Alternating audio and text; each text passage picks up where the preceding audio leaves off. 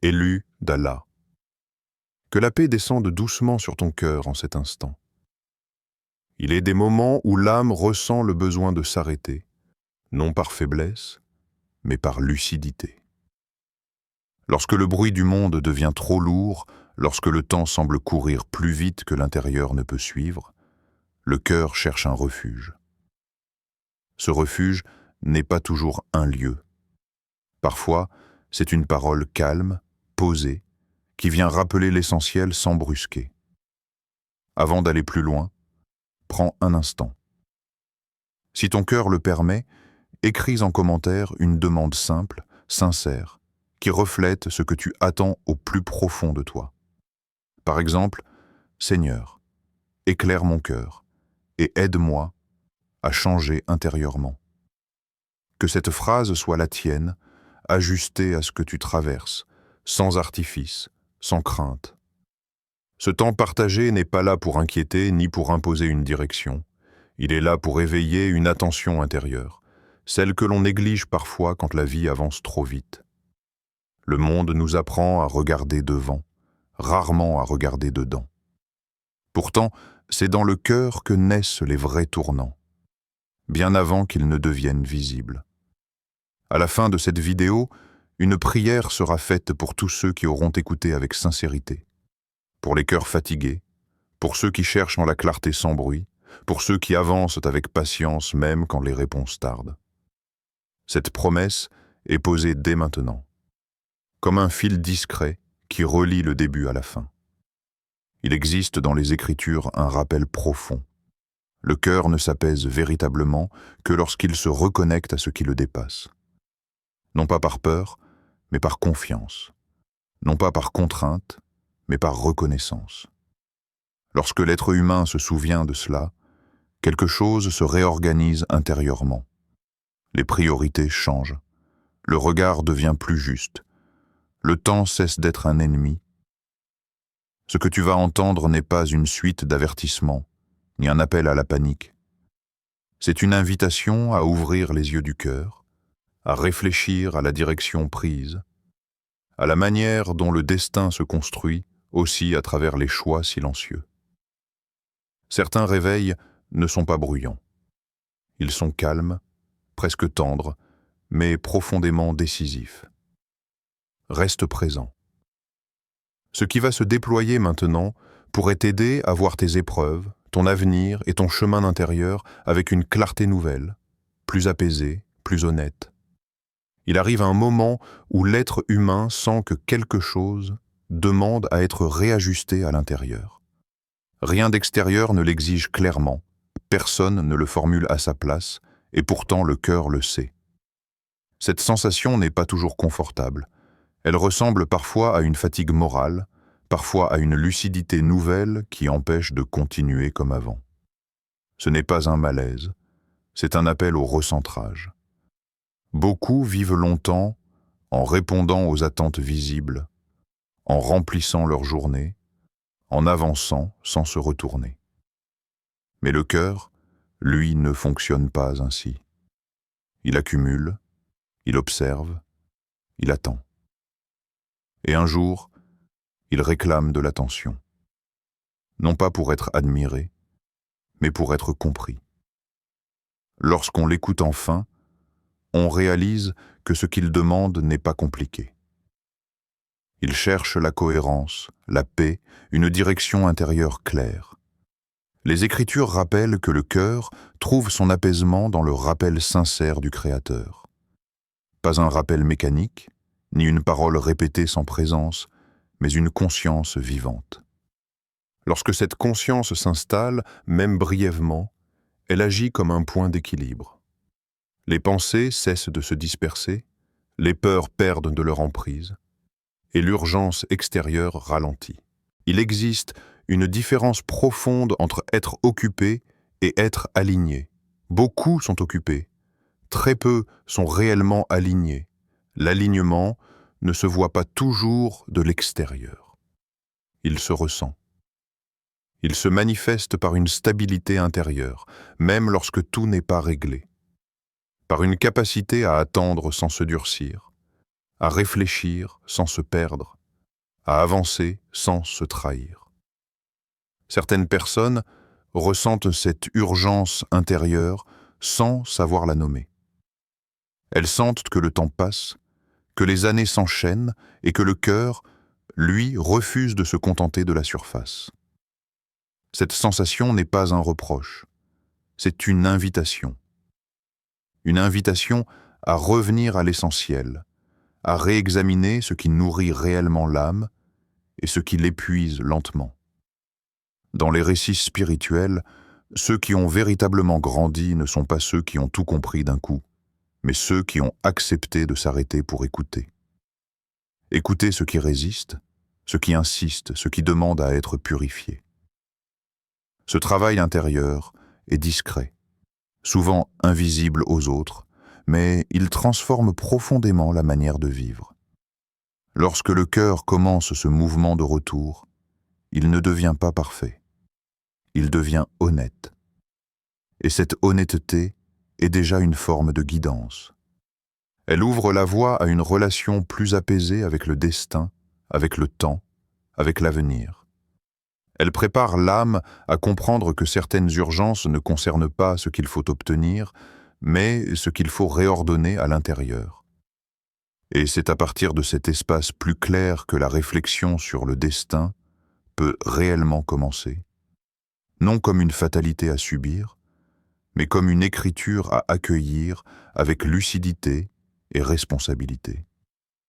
Lorsque l'on commence à regarder le destin avec un cœur plus attentif, une chose devient claire. Il ne s'agit pas d'une force aveugle qui avance sans tenir compte de l'âme humaine. Le destin n'est pas un poids imposé, mais une écriture qui dialogue avec l'intérieur. Il se déploie à travers des événements, certes, mais aussi à travers des choix silencieux, des renoncements discrets, des intentions que personne ne voit. Beaucoup pensent que le destin se résume à ce qui arrive. En réalité, il se révèle surtout dans la manière d'accueillir ce qui arrive. Deux personnes peuvent traverser la même épreuve et pourtant vivre des réalités intérieures totalement différentes. L'une s'endurcit, l'autre s'approfondit. L'une se ferme, l'autre s'ouvre.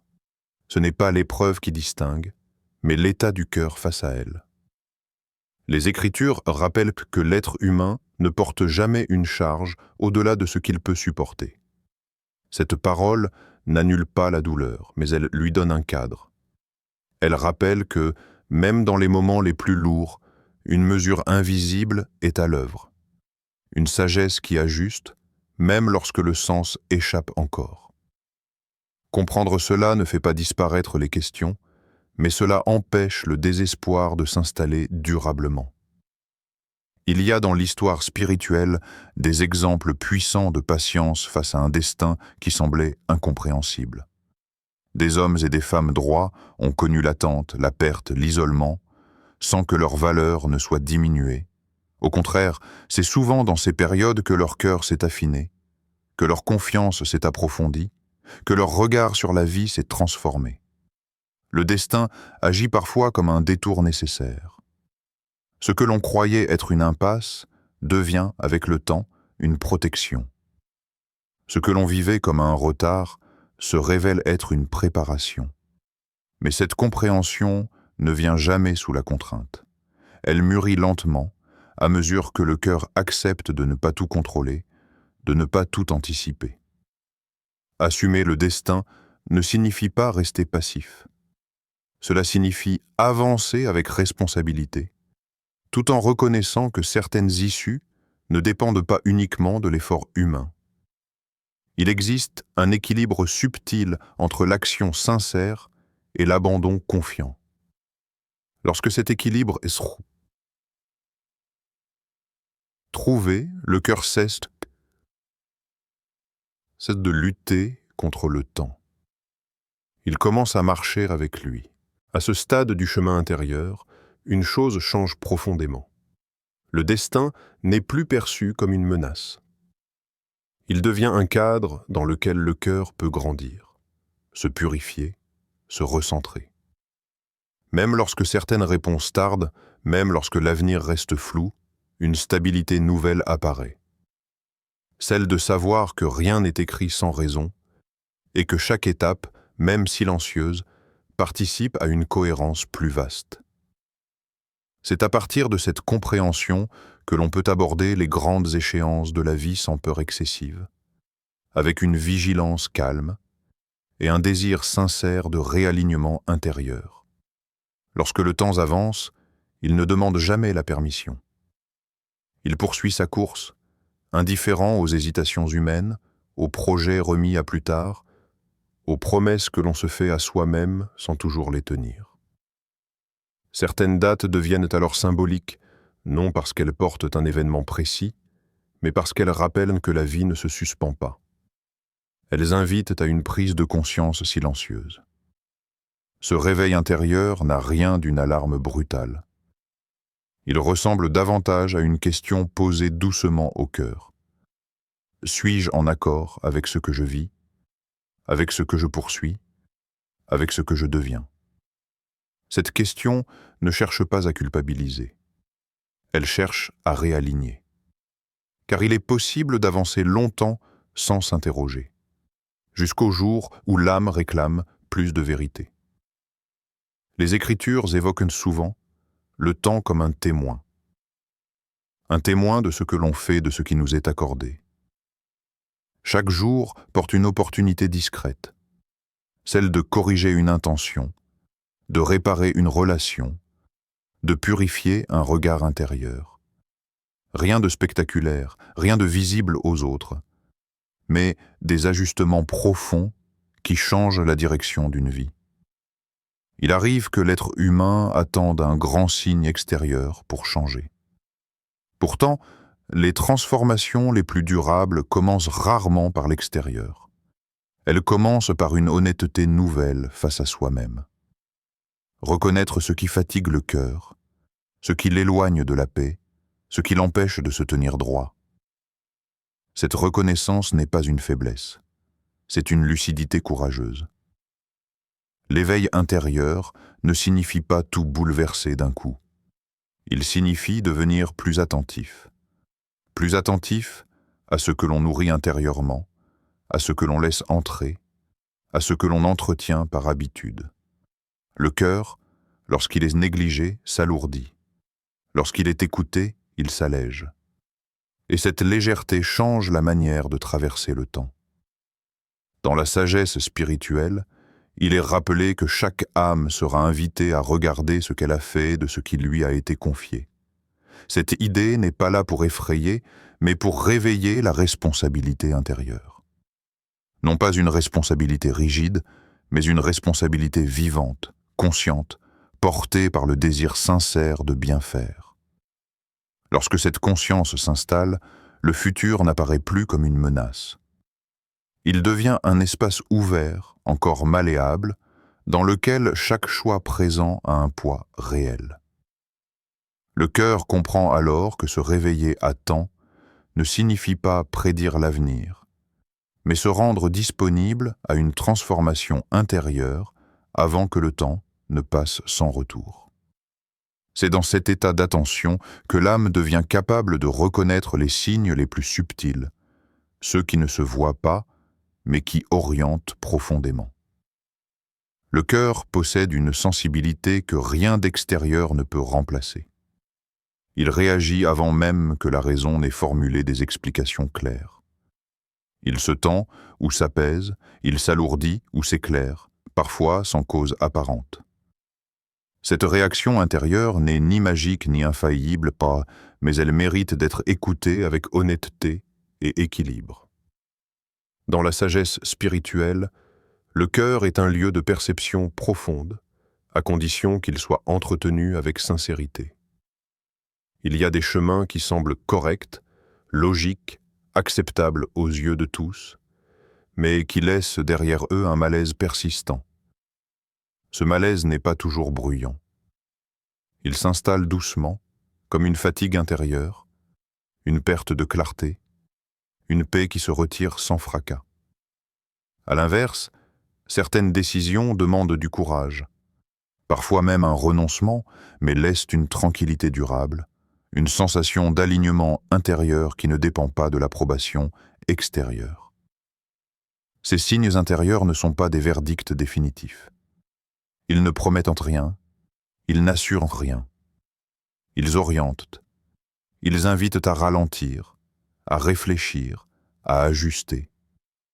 Le cœur n'est pas là pour dicter chaque choix, mais pour signaler lorsque quelque chose s'éloigne de la droiture ou s'en rapproche. Encore faut-il apprendre à faire la différence entre une peur passagère et un trouble plus profond. La patience joue ici un rôle central. Non pas une patience passive qui attend que tout se résolve seul, mais une patience active, attentive, qui observe sans se précipiter. Cette patience permet au cœur de s'éclaircir avec le temps, de laisser retomber les émotions trop vives, de distinguer ce qui relève de l'attachement excessif et ce qui relève d'une véritable inquiétude intérieure. Les Écritures rappellent que le bien et le mal ne sont pas toujours immédiatement perceptibles. Ce qui semble attirant peut cacher une lourdeur future, et ce qui paraît difficile peut porter une paix durable.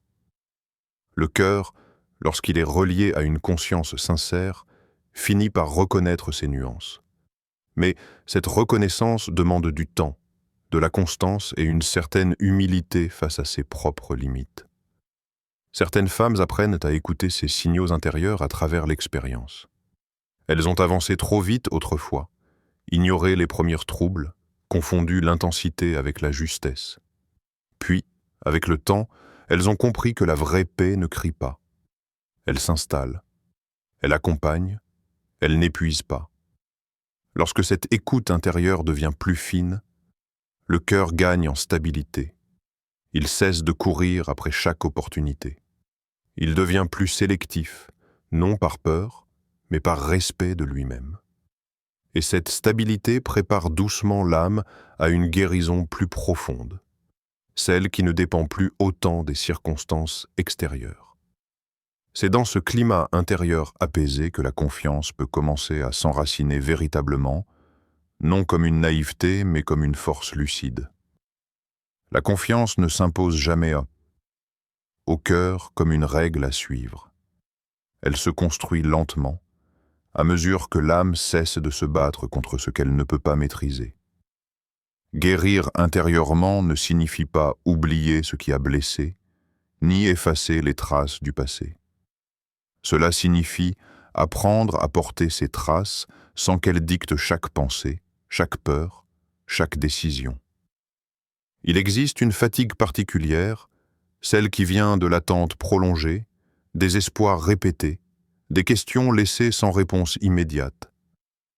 Cette fatigue peut donner l'impression que le cœur s'éloigne de sa propre lumière.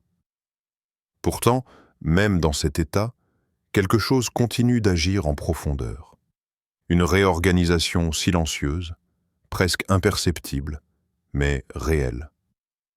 Les Écritures rappellent que les cœurs trouvent le repos lorsqu'ils s'attachent à ce qui est plus grand qu'eux.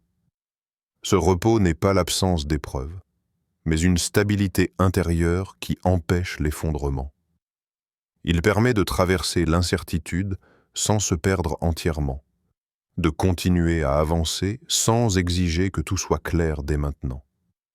Guérir, c'est souvent accepter de ne plus tout expliquer, de laisser certaines questions ouvertes, sans les vivre comme un échec personnel. Le cœur cesse alors de se juger avec dureté. Il comprend que sa valeur ne dépend pas de ce qu'il a obtenu ou non, mais de sa sincérité, de sa persévérance, de sa capacité à rester droit malgré le flou. Dans cette phase, la confiance prend une forme plus mature. Elle ne promet pas que tout ira bien selon les attentes humaines, mais elle assure que rien ne sera dépourvu de sens. Cette confiance n'est pas aveugle. Elle sait que la douleur existe, que l'injustice peut être ressentie, que l'attente peut peser. Mais elle refuse de laisser ces réalités définir l'avenir entier. Peu à peu, le cœur guérit, apprend à respirer autrement. Il n'anticipe plus chaque déception potentielle. Il accueille les jours tels qu'ils viennent, avec une vigilance calme. Il devient plus doux envers lui-même, plus patient face au temps, plus ouvert à des formes de bien qu'il n'avait pas envisagées auparavant. Cette guérison ne rend pas invulnérable. Elle rend plus stable. Elle permet de rester ancré même lorsque le sol semble mouvant. Et dans cette stabilité nouvelle, l'avenir cesse d'être une source d'angoisse constante. Il devient un espace encore inconnu, certes, mais confié avec sérénité. Lorsque le cœur atteint cet état, il est prêt à recevoir la dernière lumière du cheminement.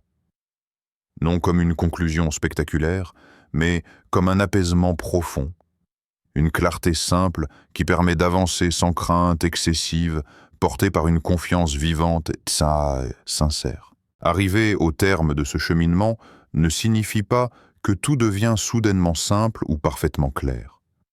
Cela signifie plutôt que le regard posé sur la vie a changé.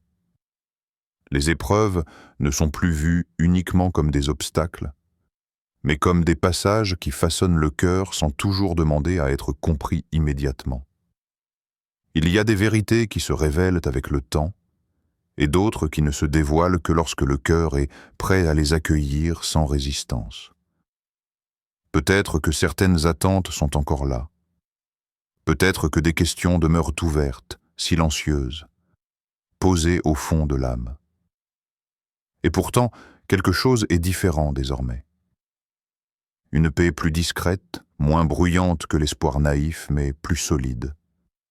Une paix qui n'exige pas de garantie, qui ne réclame pas de preuves immédiates, qui accepte d'avancer avec confiance, même lorsque le chemin n'est pas entièrement visible.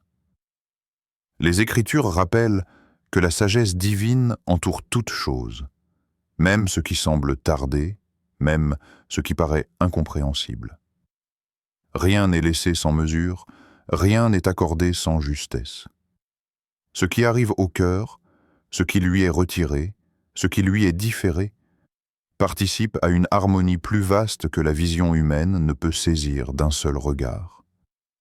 À cet instant, il devient possible de déposer le poids inutile, de ne plus lutter contre le temps, de ne plus comparer son chemin à celui des autres. Le cœur comprend qu'il n'est pas en retard, qu'il n'est pas oublié, qu'il avance simplement selon un rythme qui lui est propre, encadré par une sagesse parfaite. Et c'est ici que la promesse faite au début trouve son accomplissement. Non pas une promesse de réponse immédiate, mais une promesse de prière, offerte avec sincérité, comme un souffle apaisant posé sur l'avenir. Seigneur, toi qui connais les cœurs mieux qu'ils ne se connaissent eux-mêmes, accorde à celui ou celle qui écoute maintenant une paix profonde, une patience douce et une confiance qui ne s'effrite pas avec le temps. Allège ce qui pèse, apaise ce qui tourmente et éclaire les pas même lorsque la route semble longue. Guide le cœur vers ce qui est juste, protège-le de ce qui l'éloigne de sa sérénité et fait de l'attente une source de rapprochement et non de découragement. Accorde une issue pleine de bien, visible ou cachée, et fait que l'avenir soit porteur de sens, de douceur et de lumière.